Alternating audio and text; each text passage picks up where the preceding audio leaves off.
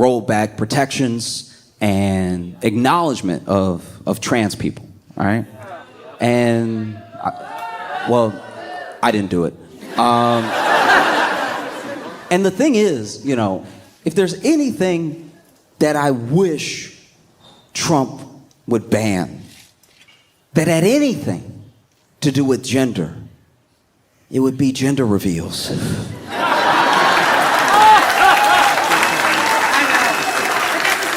They're getting genuinely dangerous. I watched a gender reveal where they had, because then they're creative in the worst ways. Because then I watched this gender reveal where they had a blue plane and a pink plane, right?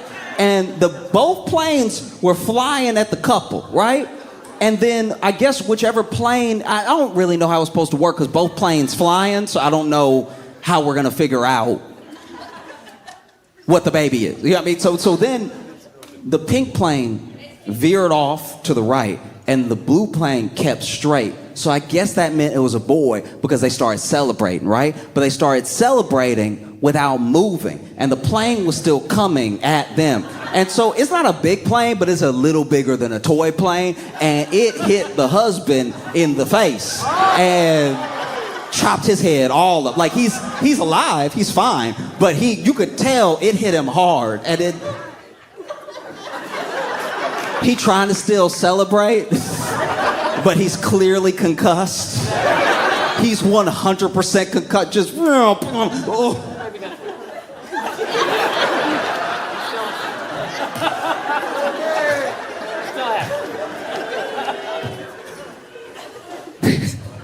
Didn't even put a hand out or anything. I don't know who is like winning with this thing. You know, maybe if you're a tech billionaire, you're doing very well because he's going to push through to like lower regulations so that you can make things as fast as possible, even if those things need some guardrails because they might be potentially dangerous, whatever. You know, and if you really hate other people, then yes, you're having a good week. But for Americans, like specifically for us, I don't know what these things do. You know? Like I don't know what rolling back what few protections there were for trans people does for me. It kind of made me furious, I'm not gonna lie. Not even like an armed resistance attacking people or something like that. Oh, we're cooked. It's like, you saw him with his pen.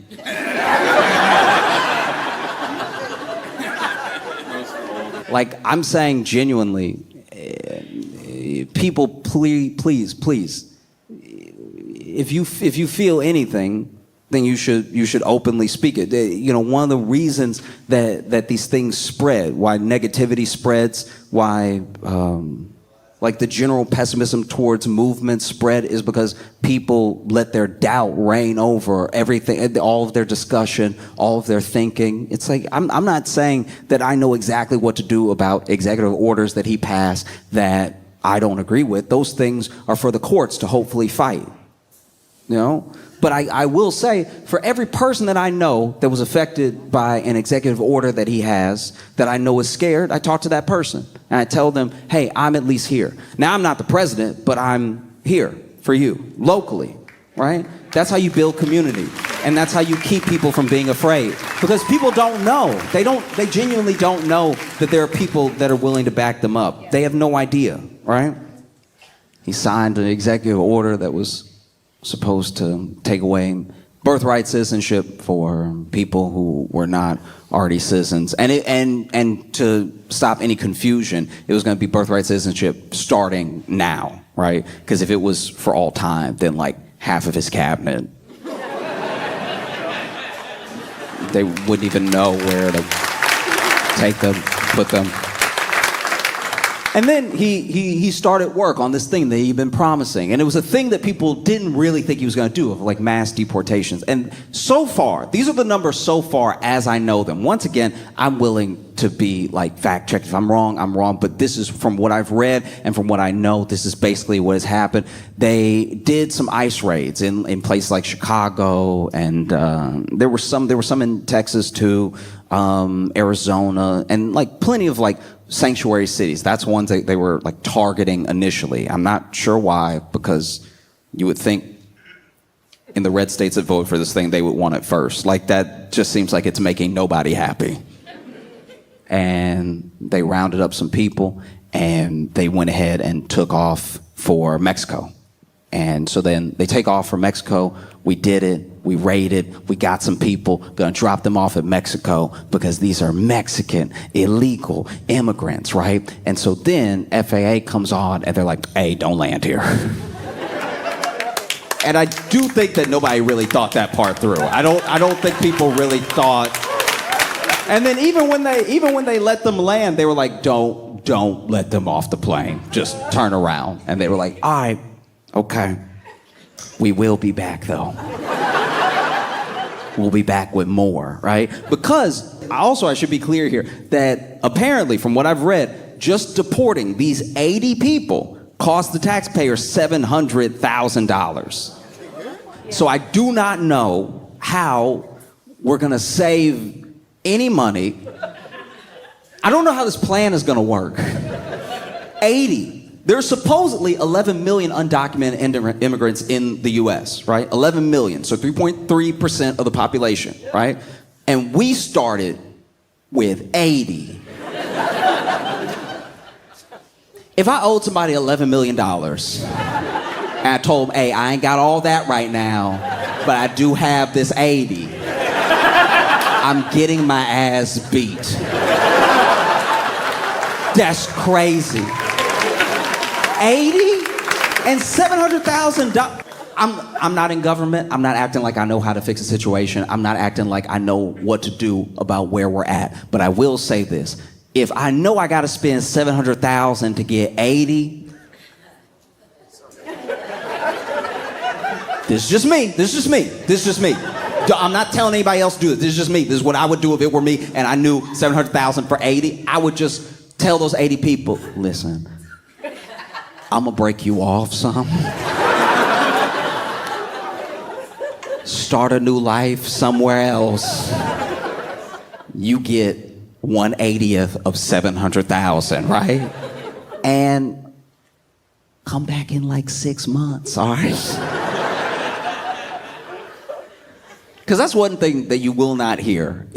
As this whole thing builds out, you will not hear about people coming over illegally. They're gonna act like it's not happening. They're gonna act like it's all going one way. They're denying everything. They're denying all of these legal ways to become a citizen, legal ways to gain citizenship, legal ways to get a card or just to be able to work in the US. They canceled a lot of appointments for people who were doing the right thing, right? And so my thing is just use your logic and pay attention to what is not being said over the next few months to several years, because they're not gonna wanna admit that these people are coming in still, even while they're making these efforts, because it will make them look even more desperate, even less efficient, you know?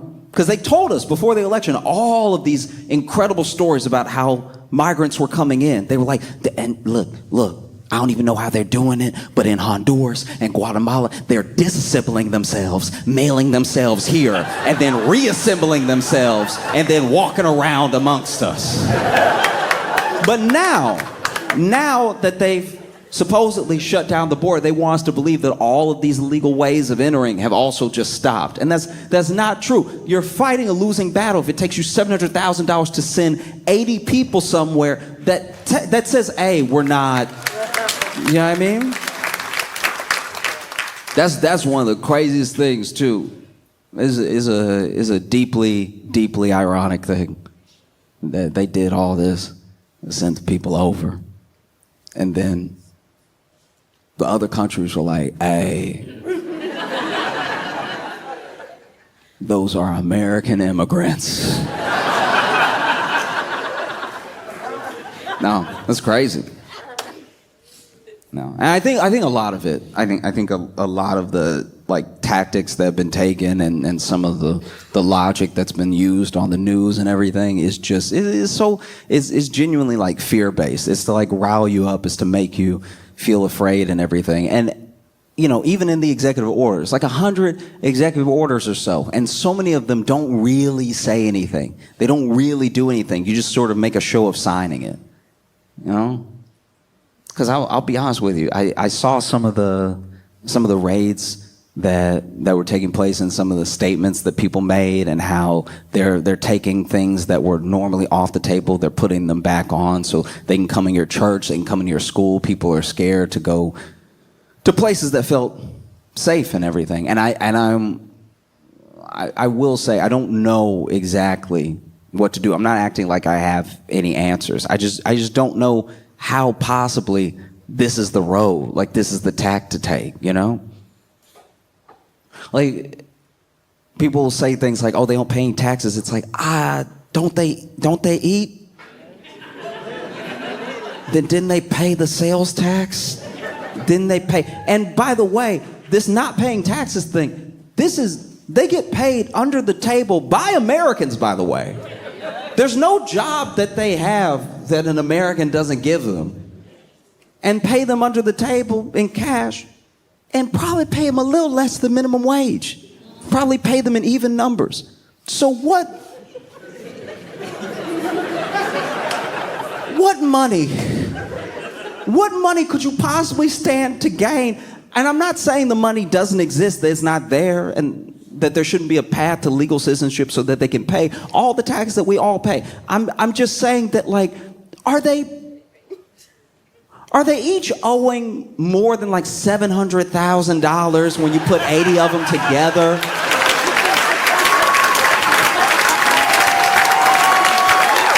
I don't know.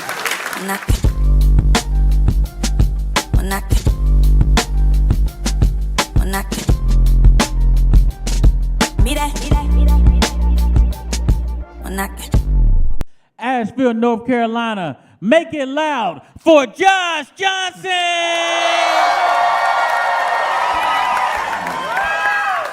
I've been very excited to come here. It's been years since I've been to Asheville, and I like being here because y'all have it all. You have like street crime and woods crime. You know what I mean?